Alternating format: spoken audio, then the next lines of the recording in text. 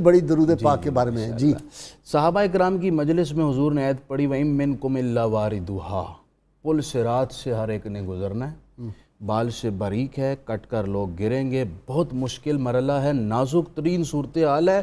صحابہ نے سنا تو غم طاری ہو گیا۔ صحابہ کے غم کو دیکھ کر حضور بھی غمناک ہو گئے کہ میری امت کے لیے کتنا مشکل ترین مرحلہ ہوگا، حتیٰ کہ آنسو جاری ہو گئے۔ اللہ 4 ملائکہ بڑے سردار اللہ کے اذن سے حضور کی خدمت میں آ گئے۔ یا رسول اللہ صلی اللہ علیہ وسلم، آپ غم نہ کریں، میں جبرائیل آپ سے وعدہ کرتا ہوں، واہ، من صلی علیک 10 مرات آخذ بیدہ علی الصراط امر علی الصراط کالبرق الخاطف۔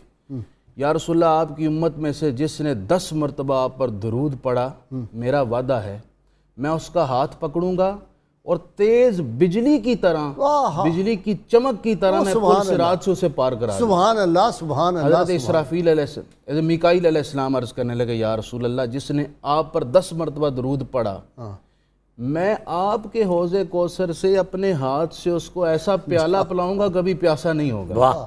حضرت اسرافیل علیہ السلام عرض کرنے لگے یا رسول اللہ، آپ کی امت میں سے جس نے آپ پر 10 مرتبہ درود پڑھا، میں اس کے لیے اللہ کے حضور ایسا سجدہ کروں گا جب تک اس کی بخشش نہ ہو گئی اپنا سر نہیں اٹھاؤں گا۔ واہ واہ واہ۔ حضرت اسرائیل علیہ السلام نے عرض کی یا رسول اللہ، پل صراط اور باقی معاملات سارے بعد کے ہیں، پہلے تو میرا نمبر آتا ہے روح قبض کرنے کا۔